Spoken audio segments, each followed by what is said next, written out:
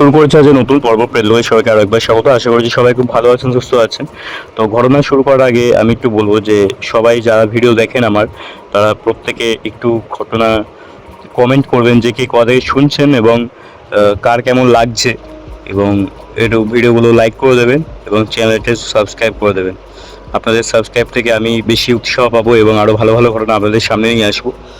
তো আজকে আমার যে ঘটনা লিখে পাঠিয়েছে সেটা কলকাতার বাসিন্দা। তো সে যেরকমভাবে লিখে পাঠিয়েছে পড়ে শোনাচ্ছি আমি। নমস্কার, আমার নাম সোমনাথ। আমি যে ঘটনা আজ লিখে পাঠালাম সেটা আজ থেকে প্রায় 2-2.5 বছর আগের ঘটনা। এটা মর্মান্তিক ঘটনা বলা যেতে পারে, ঠিক আছে? তো আজকে এই যে ভিডিও পাঠাচ্ছি, ঘটনা পাঠাচ্ছি, এটা যেই সময় ঘটনা, তখন আমি কলেজ ছাত্র ছিলাম। এবার যে কলেজে আমি পড়তাম সেই সময় তৃণমূল ছিল, তো আমি কলেজের ইউনিয়নের ছিলাম আর কি, ইউনিয়নের একজন সদস্য ছিলাম। এবং আমি যে ক্লাসে পড়তাম সেই ক্লাসে শুধুমাত্র আমি একাই ইউনিয়ন করতাম। তো স্বাভাবিকভাবে আমার একটু দাপট ছিল আর কি কলেজে, মানে সবাই আমাকে একটু মেনেই চলতো। এবার সেকেন্ড ইয়ারে আমাদের ক্লাসে একটা ছেলে ভর্তি হয়। ছেলেটা ছিল আসামের ছেলে। তো সে না বাংলা বলতে পারতো ঠিক করে, না হিন্দি বলতে পারতো। হিন্দিতে বলতেই পারতো না, বাংলাও সেরকমভাবে কিছু বলতে পারতো না। এবার ছেলেরা এমনই খুবই সরল সিধে এবং চুপচাপ। হ্যাঁ, এবার যেহেতু বাংলা বলতে পারতো না, সেজন্য সবাই ওর পেছনে লাগতো। হ্যাঁ, হয় কোনো সময় বাংলা বলতে পারে না, সেই নিয়ে খিল্লি করছে, এরকম চলতো আর কি। প্রায় সব সময় আমি দেখতাম কেউ না কেউ ওর পেছনে লেগে থাকতো। হ্যাঁ, তো দিনকে দিন না জিনিসটা বেশি বাড়াবাড়ি হতে লাগলো। তো এক সময় আমি দেখছি প্রায় 1 সপ্তাহ 1.5 সপ্তাহ পরে আমি প্রথমে ভাবতাম যে যখন ছেলেটা সহ্যের বাঁধ ভেঙে যাবে হয়তো ছেলেটা নিজে কিছু করবে, কিন্তু 1 সপ্তাহ 1.5 সপ্তাহ পরে আমি যখন দেখলাম ছেলেটা কিছুই বলছে না, কাউকে কিছু বলে না, কিন্তু যখন সবকিছু সবাই করে চলে যায়, মানে সবাই খিল্লি করে চলে যায়, তখন কিন্তু নিজে একা একা বসে বসে কাঁদে। তো আমি ওর সাথে কথা বলার চেষ্টা করলাম, কিন্তু আমার সাথে কিন্তু কথা বললো না। ও ভেবেছিল হয়তো যে আমিও বোধহয় অন্যদের মতনই, ঠিক আছে? তো যেহেতু কথা বললো না, সেজন্য আমি আর কিছু কথা বললাম না ওর সাথে। তো প্রায় তারপরেও কিন্তু বেশ অনেকবার আমি নিজের চোখে দেখেছি ক্লাসের সমস্ত ছেলে, শুধু ছেলে নয় মেয়েরাও ওর পেছনে লাগে। বাংলা বলতে পারে না সেই নিয়ে একটা খিল্লি করে, ওর ভাষা সেই নিয়ে একটা খিল্লি করে। হ্যাঁ, কোনো কোনো সময় গায়ে গায়ে হাত তোলে, মাথায় কাটটা মারে, এরকম অনেক কিছু, মানে একটা র্যাগিং যেটাকে বলা চলে সেরকম ছোটখাটো একটা র্যাগিং টাইপের করে ছেলেটার সাথে সবাই। তো 1-1.5 মাস পরে যখন আমি দেখলাম, আমি ক্লাসে ঢুকছি, তো সেই সময় দেখছি যে ছেলেটা একা সাইডে দাঁড়িয়ে রয়েছে এবং তার সামনে কয়েকটা ছেলে আর কি, ক্লাসেরই কয়েকটা ছেলে ওর নোটসের খাতা নিয়ে পেজগুলোকে ছিঁড়ছে। তো আর ছেলেরা সাইডে দাঁড়িয়ে দাঁড়িয়ে বলছে যে নোটসগুলো ছিল না, মানে ও নিজের ভাষায় বলছে নোটসগুলো ছিল না, আমি নোটস না থাকলে আমি পড়াশোনা করবো কি করে। এবং যেহেতু ওর কথাগুলো ছেলেগুলো বুঝতে পারছে না, তো সেজন্য ওরা আরো বারবার করে বলছে বাংলায় বল, নাহলে সব পেজ ছেড়ে দেবো, এরকম করে বলছে আর কি। 2-3 জন করছিল, আর বাকিরা সবাই হাসাহাসি করছে। আমার ওই দৃশ্য দেখে ভীষণই মাথা গরম হয় এবং আমি সেই সময় গিয়ে ওদের সব কটাকে থামাই এবং ওদেরকে বলি যে এই জিনিসটা যদি পরবর্তীকালে হয় বা তোরা যদি আর কোনো সময় একে ডিস্টার্ব করিস, তাহলে কিন্তু তোদের খবর আছে। তো ওই ঘটনার পর থেকে, মানে যেদিন থেকে আমি ওদের সব কটাকে বারণ করে দিই, তারপর থেকে কিন্তু কেউ সেরকমভাবে ওই ছেলেটা পেছনে লাগেনি। কেউ ওর সাথে কথা বলতো না, কিন্তু কেউ ওর সাথে ডিস্টার্বও করতো না ওকে। তো যেদিনকে আমি ওকে ওরকম করে বাঁচাই আর কি সবার থেকে, তারপর থেকে কিন্তু ও আমার সাথে কথা বলা শুরু করে। ছেলের নাম ছিল হচ্ছে মানু। তো যাই হোক, আমার সাথে ধীরে ধীরে কথা বলতে শুরু করলো এবং আমি ওর সাথে কথা বললাম। আমি ধীরে ধীরে ওর সাথে আমার একটা বন্ধুত্ব শুরু হলো এবং আমি জানতে পারলাম ও আসামের ছেলে। আসামে একটা মায়ং বলে একটা গ্রাম আছে, সেখানকার ওর ছেলে। এবং ও যে বাড়ি আসামে, সেখানে ওর শুধু ঠাকমাই থাকে, আর কেউ থাকে না। বাবা নাকি ছোটবেলায় কার অ্যাক্সিডেন্টে মারা গেছে।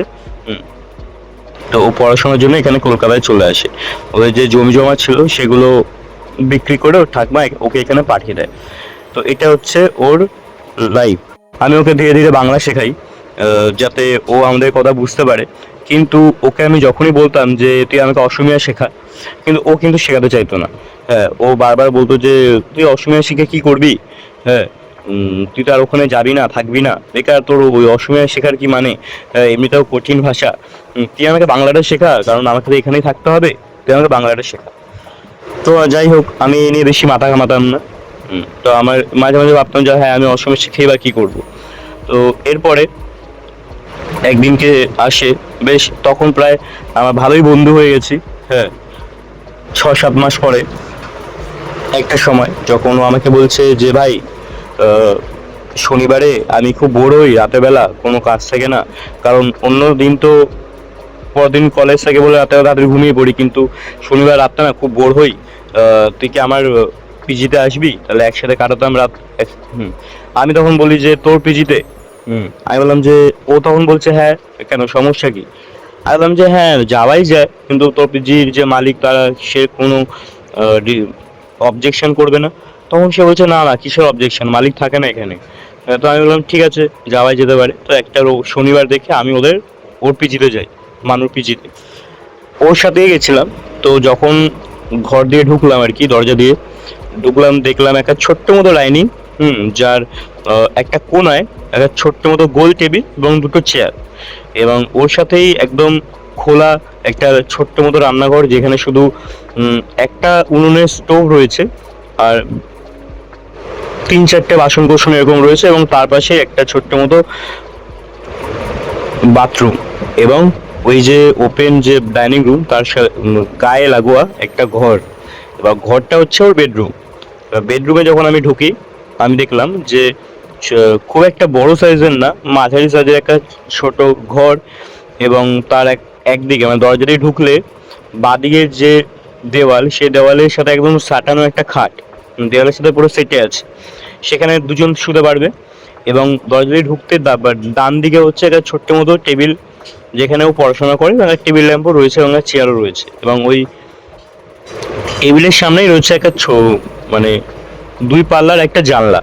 তো আমাকে বলছে তুই বস সেখানে, আমি একটু ফ্রেশ হয়ে আসি, জামা প্যান্টগুলো ছেড়ে আসি, তারপর তুই আসিস যা ফ্রেশ হতে। বললাম ঠিক আছে। তো ও গেছে, আর আমি ঘরটা ঘুরে ঘুরে দেখছি। আমি যখন ওই জানলার সামনে গেলাম, হ্যাঁ মানে টেবিলের সামনে, দেখছিলাম ও কি বই পড়াশোনা করে না করে। তো ওই বই খাতা দেখতে দেখতেই আমি দেখলাম যে জানলাটা রয়েছে, হুম সে জানলার তো পর্দা দিয়ে ঢাকা, কিন্তু সামনে সাইডে একটু খোলা রয়েছে। ওই খোলা দিয়ে দেখতে পাচ্ছি একটা টোট ব্যাগ, মেয়েদের যে টোট ব্যাগ হয় ওরকম টোট ব্যাগ, ওর মধ্যে বেশ ধারালো যে চপার হয়, যেগুলো দিয়ে ওই মাছ কাটে বা ওই ছাগল মুরগি এসব কাটে আর কি, চিকেন ফিকেন কাটে, ওগুলো রয়েছে 2-3টে। ঠিক আছে, ধারালো বেশ, মানে দেখে মনে হচ্ছে বেশ ধার আছে। তো আমি অদ্ভুত লাগলো যে এর কাছে এইসব কি করছে।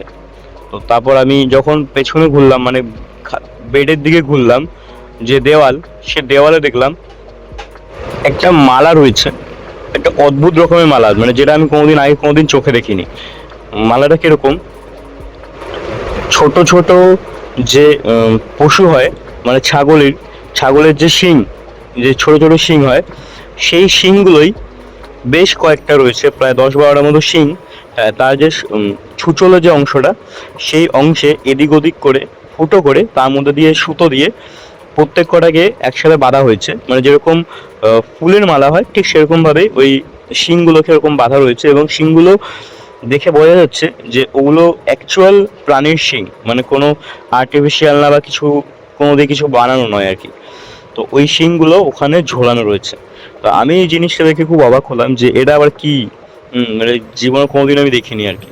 তো দেখলাম, আমি ওই জিনিসটা দেখতেই যাচ্ছিলাম।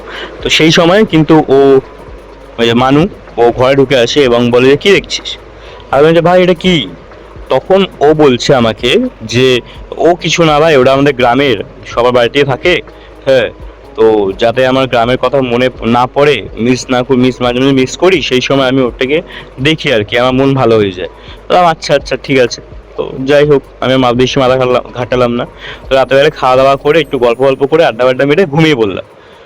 ঘরের মধ্যে শুধুমাত্র একটা ছোট্ট মতো একটা লাইট জ্বলছে, জিরো পাওয়ার যেটাকে বলে, হ্যাঁ সবুজ রঙের।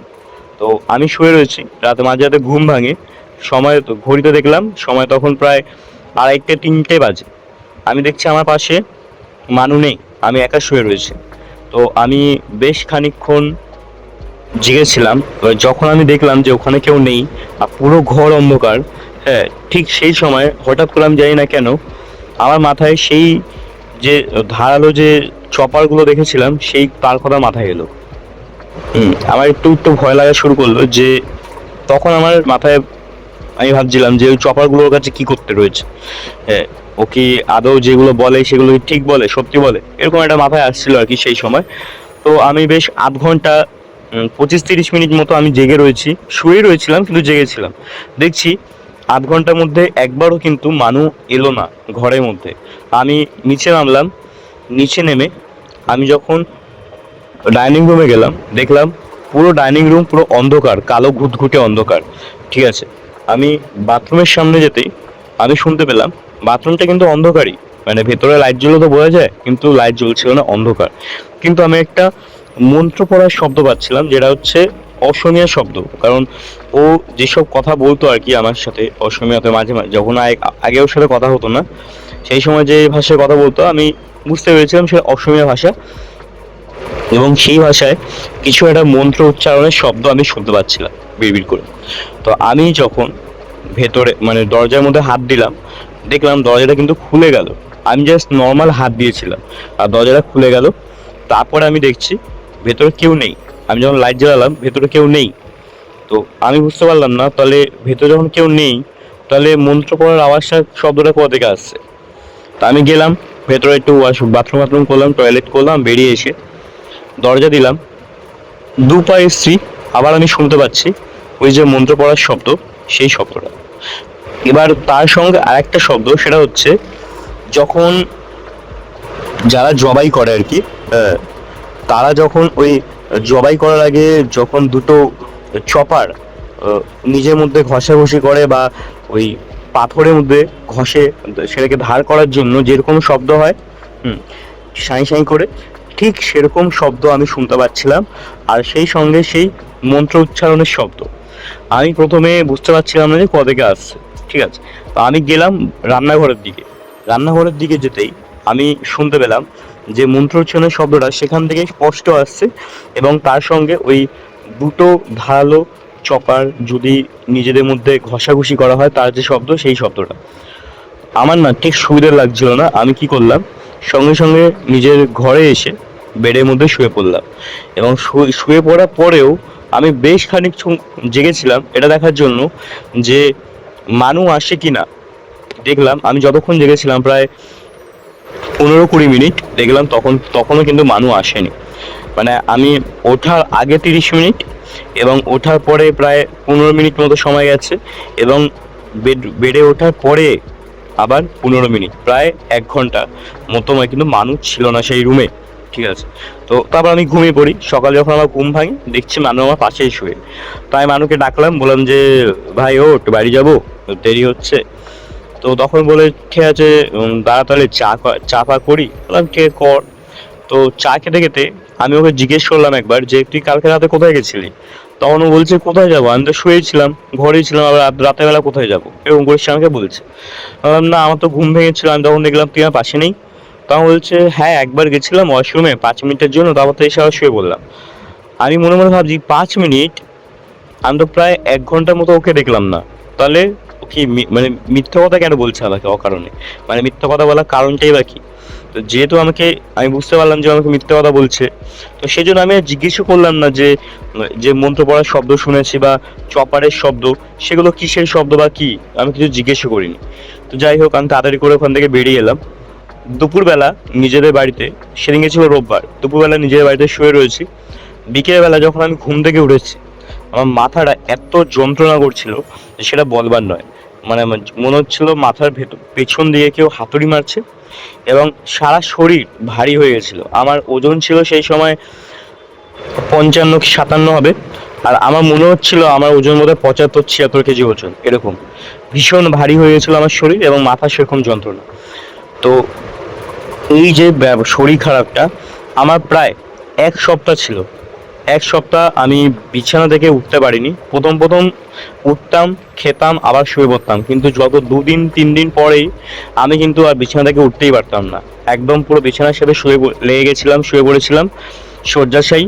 আর চা খেতাম সব বমি হয়ে যেত, মানে আমার পেটে কিচ্ছু থাকতো না। ডাক্তার দেখেছে, ওষুধ দিয়েছিল, কিচ্ছু হয়নি। তারপর 1 সপ্তাহ 7-8 দিন পরে আমার মা আমাদের পাড়ায় একটা হনুমানজি মন্দির আছে, সেখানে গিয়ে পুজো দেয়। তো সেখানে পুজো দেওয়াতে ওখানকার যে পুরোহিত ছিলেন আর কি, তিনি একটা ধাগা করে দিয়েছিল, সেটা বলেছিল আমার হাতে পরিয়ে দিতে, এবং যে হনুমানজির যে ফুল সেটা আমার মাথায় লাগাতে বলেছিল। তো ওই করার পরে মা যখন করেছিল তার কথা মতো, তারপর থেকে ধীরে ধীরে 3-4 দিনের মধ্যে আমি একদম পুরো সুস্থ সবল হয়ে যাই, মানে আগের মতো। আমি আবার কলেজ যাই। আমাকে দেখে কিন্তু শানু একটা অদ্ভুত একটা বিহেভিয়ার করেছিল, মানে ও ভেবেছিল হয়তো আমি আসবো না। আমাকে দেখে বলছে, কে তুই? আমি যে, হ্যাঁ কেন, কি হয়েছে? আচ্ছা তুই ঠিক হয়ে গেছিস, এরকম করে বলছে, মানে যেন ঠিক হওয়ার কথা ছিল না এরকম। আচ্ছা হ্যাঁ, তো আমাকে আচ্ছা ভালো ভালো। তো আর এই 7 দিনের মধ্যে কিন্তু ও আমাকে একবারও কল করেনি, ঠিক আছে। যাই হোক, আমি তখন তো অত কিছু বুঝতে পারছিলাম না। তারপরে অনেক সময় গেছে, ও ধীরে ধীরে আমার যে বন্ধু তাদের সাথেও মিশতে শুরু করে। তো কেউ খুব একটা মেশে না। একটা বন্ধু ছিল রবি বলে, ওই যেহেতু আমার ভালো বন্ধু রবি, সেজন্য ওর সাথেও কথা বলতো আর কি, মানুষ সাথে। তো একদিনকে আমরা লাঞ্চে বসে রয়েছি ক্যান্টিনে, আমরা 3জন, আমি রবি আর মানু 3জনে খাওয়া দাওয়া করছি। তো সেই সময় হঠাৎ করে রবি বলছে, ভাই মনটা খুব ঘুরতে যেতে ইচ্ছা করছে, কোথাও একটা ঘুরতে গেলে হয়। তা আমি বলছি, কোথায় আর যাবি? টাকা পয়সাও সেরকম ভাবে কিছু নেই, ঘুরতে গেলেই তো খরচা, এইসব বলছিলাম। ঠিক সেই সময় মানু বলছে, একটা জায়গা আছে যেখানে গেলে খরচা হবে না। আমরা দুজনে অবাক দৃশ্যে তার দিকে তাকালাম। বললাম, কেন, কি হয়েছে? তখন সে বলছে যে আমাদের গ্রামে, যে তোদের গ্রামে? যে হ্যাঁ, আমাদের গ্রামে যেতে পারিস। সেখানে আমাদের বাড়িতেই থাকবি, খাওয়া দাওয়া করবি, গ্রাম ঘুরবি, 2-3 দিনের জন্য থাকতেই পারিস, হ্যাঁ, তারপর আবার নয় চলে এলি।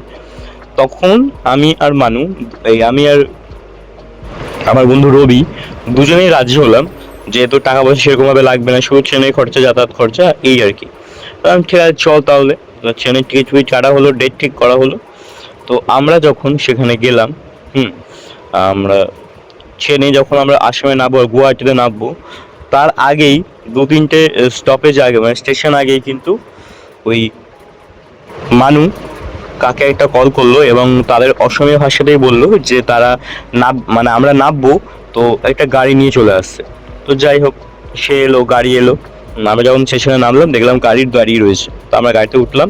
4 সিটারের গাড়ি ছিল, আমি আর রবি পেছনে, মানু আর ওই ড্রাইভারটা সামনে। তোরা দুজনে নিজেদের মতো কথা বলতে বলতে যাচ্ছে, নিজেদের ভাষায়, লোকাল ল্যাঙ্গুয়েজে। আমি আর রবি কিছুই বুঝতে পারছিলাম না, দুজনে বারবার দুজনের দিকে তাকাচ্ছি আর নিজেদেরকে জিজ্ঞেস করছি কি বলছে কি বলছে।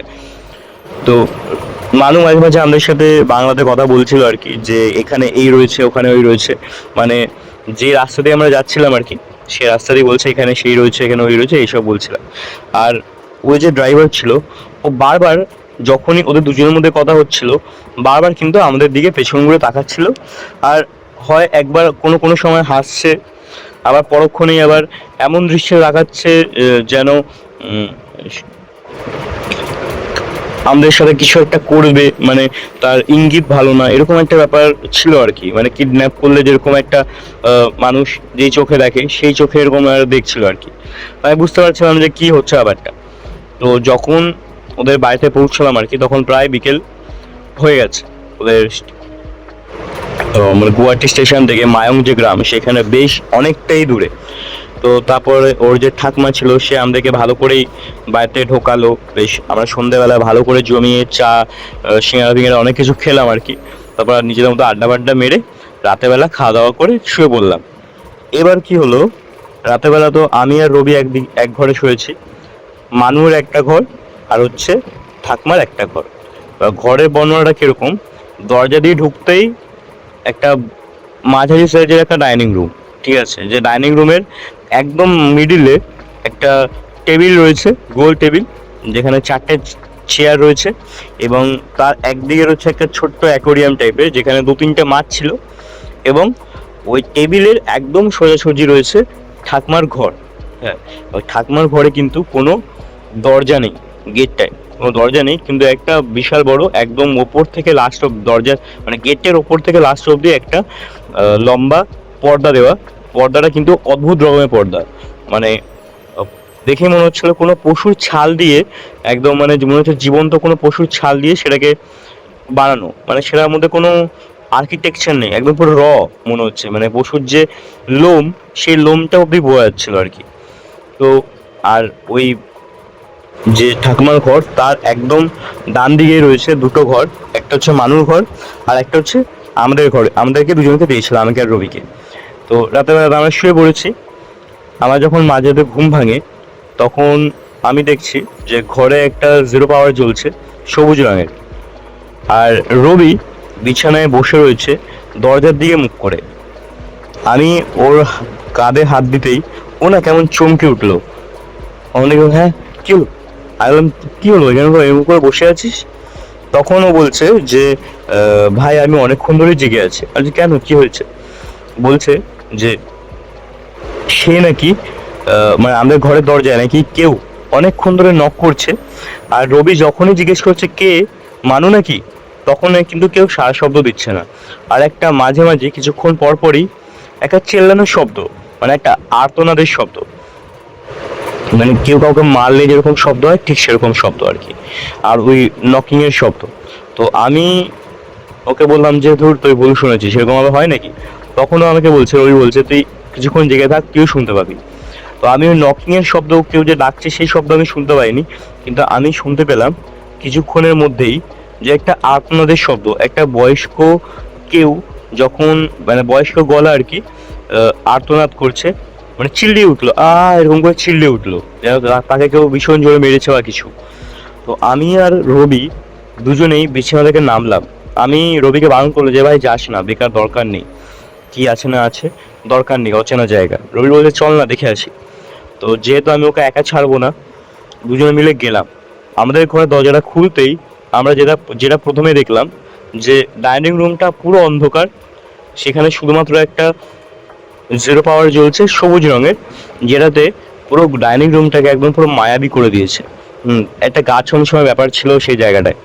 এবং আমাদের সামনে সামনে যে সোজাসুজি যে ঠাকমার ঘরটা, সেই ঠাকমার ঘরে দেখছি ভেতর থেকে আলো ঠিকরে ঠিকরে বেরোচ্ছে, মানে পুরো রকম পর্দা দিয়ে ঘেরা, কিন্তু যেহেতু দরজা নেই বোঝা যাচ্ছে যে ভেতরে আলো জ্বলছে বা কিছু। তো আমি আর রবি দুজনে মিলে গুটি গুটি পায় সেই ঠাকমার ঘরের দিকে এগোতে লাগলাম, এবং যত আমরা এগোচ্ছি আমরা শুনতে পাচ্ছি যে একটা মন্ত্র উচ্চারণের শব্দ। যখন আমরা সেই ঘরের সামনে গেলাম, ঠাকমার ঘরের সামনে, যে মন্ত্রটা আমি শুনতে পেলাম, শোনার পরে আমার মাথা একদম পুরো ভরকে গেছিল। আমি শুনছি সেই সেম মন্ত্র যেটা আমি ওই মানুর পিজিতে শুনেছিলাম রাতের বেলা, আর ঠিক একই রকমের দুটো চপার যেরকম ঘষাঘষি করলে যেরকম শব্দ হবে, নিজেদের মতো ঘষলে যেরকম শব্দ হবে, ঠিক সেম শব্দ আর ওই মন্ত্রোচ্চারণের শব্দ একসাথে ওই ঠাকমার ঘর থেকে ভেসে আসছে। আমি পর্দাটাকে অল্প একটু সরিয়ে যখন ভেতরে উঁকি মারলাম, আমি কি দেখলাম, ঠাকমা নিজের ঘরের যে বিছানা, সে বিছানায় বসে রয়েছে। বিছানার মাঝখানে একটা গোল মতো কিছু একটা রয়েছে, কাঠের বা সিমেন্টের বা মানে পাথরের আর কি, কিছু একটা গোল রয়েছে। আর তার হাতে দুটো বড় বড় চপার, ঠিক আছে, মানে দেখে মনে হচ্ছিল ভীষণ ভারী হবে, এবং তার ধারালো, ভীষণ ধারালো, ঠিক আছে। তো ওই হাতে দুটো চপার নিয়ে সে হাতে ঘষছে, এবং তার শরীর একদম পুরো সাদা শাড়ি পরা, তার কপালে একটা কালো রঙের তিলক একদম পুরো পুরো কপালটাকে ঘিরে রয়েছে, এবং তার চুলগুলো একই তো সাদা আর দুদিকে খোলা। আমি দেখে অবাক হয়ে গেলাম যে এটাও কি করছে, মানে ঠাকমা কি করছে, মানে এর উদ্দেশ্য কি এইসব করার। এবং সে সমানে ওরকম মন্ত্র উচ্চারণ করে যাচ্ছে, তার চোখ বন্ধ, আর তার হাত কন্টিনিউয়াসলি ওরকম করে দুটো চপারকে ঘষে যাচ্ছে। আমি যখনই পেছনে ঘুরে, মানে পেছনে না ঘুরে আর কি, রবিকে বললাম যে রবি দেখ দেখ কি হচ্ছে এটা দেখ। আমি অনেকক্ষণ ধরে প্রায় 5-7 মিনিট ধরে রবিকে ডাকছি আর বলছি দেখ একবার দেখ, ভেতরে দেখ। রবির কোনো সাড়া শব্দ আমি পাচ্ছিলাম না। আমি যেই সাড়া শব্দ না পেয়ে পেছনে ঘুরে তাকালাম, আমি দেখলাম সেখানে রবি নেই। রবির জায়গায় মানু দাঁড়িয়ে রয়েছে।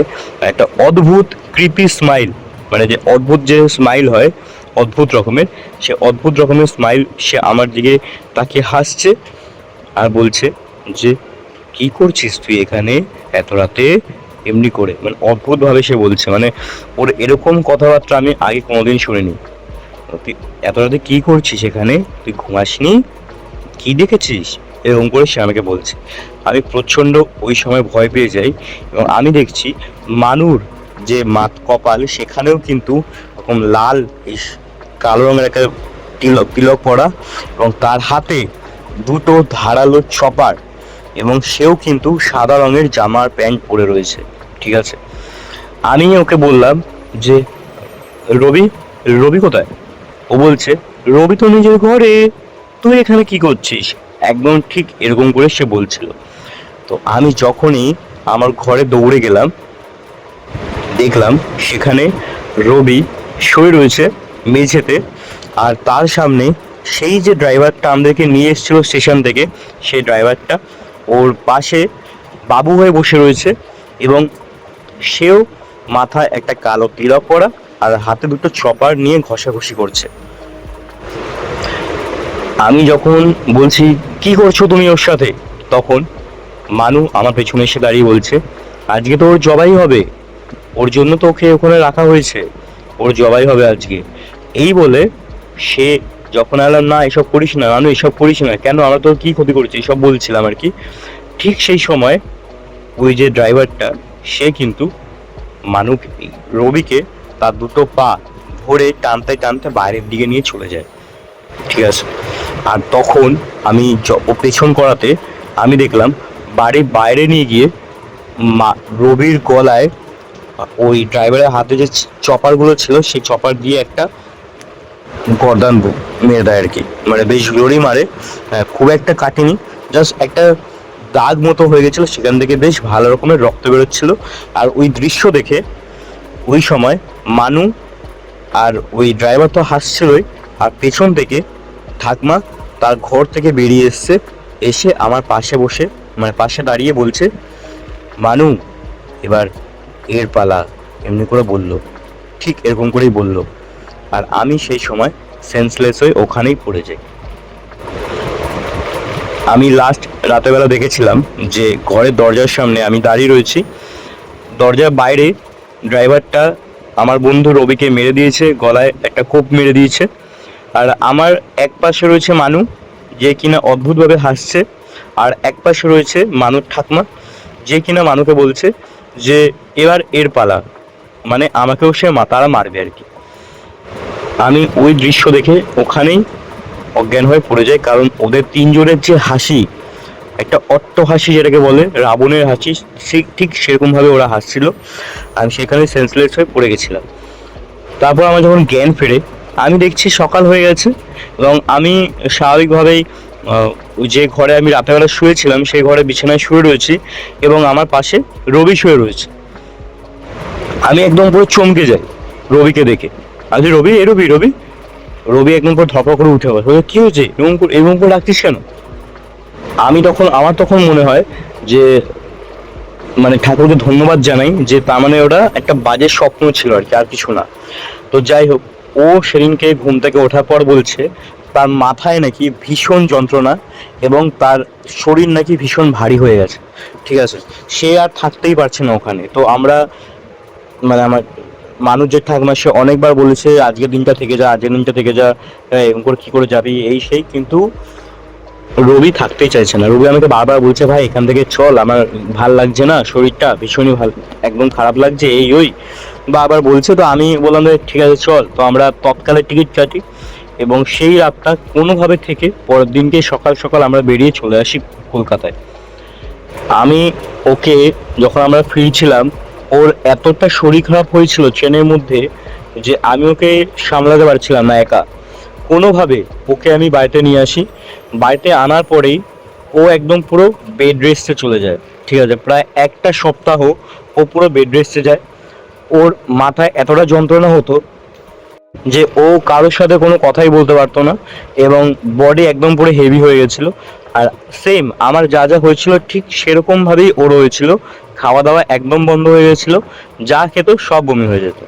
ঠিক আছে, প্রায় 7 থেকে 8 দিন পরে আমি মাঝে মাঝে ওকে কল করতাম, কল করে জিজ্ঞেস করতাম ওর শরীরে কি কন্ডিশন না কন্ডিশন, মায়ের সাথে কথা বলতাম। হ্যাঁ, ও মা খালি একটাই কথা বলতো, তোরা কি ওখানে গিয়ে কিছু এমন কিছু খাওয়া দাওয়া করেছিস?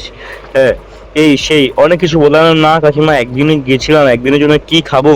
হ্যাঁ, কিছুই তো সেরকম ভাবে খাইনি, ওরা যেটা দিয়েছে সেটাই খেয়েছি। এবার আমি তো ওটা, আমি যেটা স্বপ্ন দেখেছি সেই সময় আমি ভাবছিলাম হয়তো স্বপ্ন, কিন্তু আমি তো সেটা বলতেও পারছি না ওর মাকে যে আমি এরকম এরকম স্বপ্ন দেখেছি। আর একটা জিনিস যেটা হচ্ছে, যখন আমি ফিরছিলাম আমি আর রবি, আমি দেখেছিলাম ওর গলায় যে কাটার দাগটা, মানে স্বপ্নে আমি যেটা দেখেছিলাম সেই স্বপ্নে যে কোপ মেরেছিল ওর গলায়, সেই কোপের দাগটা কিন্তু ছিল ট্রেনে ওঠার সময়। আমি ওকে জিজ্ঞেস করেছিলাম যে এটা তো ওর দাগটা কোথা থেকে এলো। ও রবির কাছে কোনো উত্তর ছিল না, ও বলছে আমি জানি না তো। এবার ও বাড়ি ফেরার পরে যে 7 দিন ও ছিল আর কি বেড রেস্টে, 7 দিনের একদিনের মধ্যেও কিন্তু ওর ওই দাগটা, মানে ক্ষতের যে দাগ, মানে চপার মারে যে দাগটা হয়ে গেছিল আর কি, সেটা কিন্তু শুকায়নি। মানে একটা ক্ষতের দাগ বা কেটে গেলে যে দাগটা হয়, মানে দিন কাটতে কাটতে তো সেটা শুকায়, কিন্তু ওর ওই দাগটা দেখে মনে হচ্ছিল যেন রিসেন্ট হয়েছে আর কি। ওর মা আমাকে জিজ্ঞেস করতো দাগটা কি করে হয়েছে, আমিও মাকে বলতাম যে আমি জানি না কাকিমা, আমি ওকে অনেকবার জিজ্ঞেস করেছি, ও বলতে পারছে না। এরকম এরকম ব্যাপার আর কি। তো 7 থেকে 8 দিন পরে কিন্তু রবি বাড়ি থেকে ফোন আসে, ওর মা কাঁদতে কাঁদতে বলছে যে রবি নাকি মারা গেছে। আমি শুনে আমার হাত থেকে ফোনটা জাস্ট লিটারেলি পড়ে গেছিল। আমি সঙ্গে সঙ্গে দৌড়ে রবিদের বাড়িতে যাই। হ্যাঁ, গিয়ে দেখছি রবির নিথর দেহ ওর মানে যে রুম ছিল সেই রুমের বেডে পড়ে রয়েছে, এবং সেই যে ক্ষতের দাগ সেটা তখনও একদম পুরো দগদগে, যেন মনে হচ্ছে রিসেন্ট হয়েছে। তো ভীষণই কেঁদে ফেলেছিলাম, আমি কান্নায় ভেঙে পড়েছিলাম। ওর মা বাবা ভীষণ কাঁদছিল। তো যেদিনকে ওর শাব্দ শান্তির কাজ ছিল, যে পুরোহিতটা এসেছিল, ওই পুরোহিত আমাকে ডেকে পাঠিয়েছিল ওর বাবা মাকে দিয়ে। তো আমি গেছিলাম সেদিনকে, এমনি তো আমি গেছিলাম আর কি। তো যাওয়ার পরে আমাকে বলেছিল যে তোমরা যখন আসামে গেছিলে তখন কি কি হয়েছিল আমাকে বলো। আমি পুরো ঘটনা ওদেরকে বললাম, মানে সেই পুরোহিতকে বললাম। এবার আমি যে স্বপ্নটা দেখেছি সেটাও মানে পুরোহিতকে বললাম। বলার পরে তিনি বলছেন যে ওটা কোনো স্বপ্ন ছিল না, ওরা সত্যিই ছিল। ঠিক আছে, আর ওরা, তুমি লাস্টে দেখেছিলে যে মানুর ঠাকুমা বলছে এবার এর পালা। আমি বললাম যে হ্যাঁ। তখন সেই পুরোহিত বলছে যে তুমি ঠিকই দেখেছিলে, তোমার কেউ চেষ্টা করেছিল, কিন্তু তোমার হাতে যেহেতু হনুমানজির এই ধাগা পড়ে রয়েছে, সেই জন্য তোমার ওপর কিছু করতে পারেনি। হুম। তখন আমি জিজ্ঞেস করলাম যে এটা কি করেছে ওর ওপরে। তখন সে পুরোহিত বলল এটা এক রকমের কালা জাদু। মায়াং যে গ্রামটা, ওটা কালা জাদুর জন্যেই বিখ্যাত আর কি। মানে ওখানে প্রত্যেকটা বাড়িতে প্রত্যেকে কালা জাদু করে। হ্যাঁ, যে যার উপর পাচ্ছে কালা জাদু করছে আর কি, এরকম একটা ব্যাপার। আসাম এর জন্যই কুখ্যাত, মায়াং গ্রামটাও এই জন্যই কুখ্যাত, এই কালা জাদুর জন্য। তখন আমি জিজ্ঞেস করলাম কিসের জন্য করেছে, মানে কি পারপাসটা কি। তখন সে পুরোহিত বলে যে ওদের ওটাই রিচুয়াল, মানে যখন ওদের রিচুয়াল হচ্ছে নতুন নতুন লোকজন বাইরে থেকে নিয়ে এসে তাদের বলি দেওয়া, যাতে তাদের যে ক্ষমতা সেটা বৃদ্ধি পায়। তো সেজন্য প্রথমবার তোমাকে মানু ওর পিজিতে নিয়ে গেছিল, সেখানে চেষ্টা করেছিল তোমার উপর কালা জাদু করার, কিন্তু যেহেতু তোমার মা এই হনুমানজি পুজো দিয়েছে সেজন্য তুমি বেঁচে গেছো। আবার তোমাদের দুজনকে নিয়ে ওদের গ্রামে গেছে, সেখানে তুমি বেঁচে গেছো, কিন্তু তোমার বন্ধু রবি ওর ওপর কালা জাদু করেছে এবং সে মারা গেল। তো এই ঘটনা শুনে আমি রীতিমতো অবাক হয়ে যাই যে কিসের জন্য করতে গেল মানু এটা, মানে কি দরকারটা কি ছিল। আর এটা এমন কি রিচুয়াল যে বাইরের থেকে লোকজন এনে তাদের উপর কালা জাদু করে তাদের বলি দেওয়া আর কি। আমি বুঝতে পারলাম না সেই সময়। তো আমাকে সেই পুরোহিত বলেছিল যে এই যে হনুমানজির যে ধাগাটা পড়ে রয়েছে সেটা কিন্তু কোনোদিন খুলবে না। বললাম না, খুলবো না। তো তারপরে সেই দিনকের পর থেকে সেই মানু আর কোনোদিনও কলেজ তো দূর, কলকাতাতে ফিরে আসেনি। আর ওকে আমি অনেকবার ওর ফোনে কল করার চেষ্টা করি, কিন্তু কল কিন্তু আনরিচেবল বলতো। হ্যাঁ, এবং ও যে পিজিতে থাকতো সেই পিজিতেও আমি অনেকবার গেছি, কিন্তু সেখানেও কোনো খোঁজ ওর মেলেনি। ওই যে পিজির মালিক সে বলতো সে নাকি আর ফিরেই আসেনি। তো ওর সাথে ওই দিনের পর থেকে যেদিনকে আমরা চলে এসেছিলাম সেদিনকে তো মানু আর ফিরে আসেনি, আমরা দুজনেই এসেছিলাম। তারপর থেকে কিন্তু কোনো কন্ট্যাক্ট আমাদের মধ্যে ছিল না। তো এই ঘটনাটা আজ থেকে প্রায় 2-2.5 বছর হয়ে গেছে। আমার কাছে আজও রহস্য যে একটা ছেলে মানু, যে কিনা আসাম থেকে এসেছিল, যাকে আমি সাহায্য করলাম সমস্ত কিছু দিয়ে, হ্যাঁ, তো সে কিসের জন্য আমাদের দুজনকে ওদের গ্রামে নিয়ে গিয়ে আমাদের উপর কালা জাদু করার চেষ্টা করলো, কি উদ্দেশ্যটা কি ছিল, আর এমন এটা কেমন একটা রিচুয়াল যে বাইরের লোককে নিয়ে গিয়ে বলি দেওয়া, এটা আমার জানা নেই। ঠিক আছে, তো এই রহস্যটা আমার জীবনে সারা জীবন থেকে যাবে। তো এটাই ছিল আজকের ঘটনা।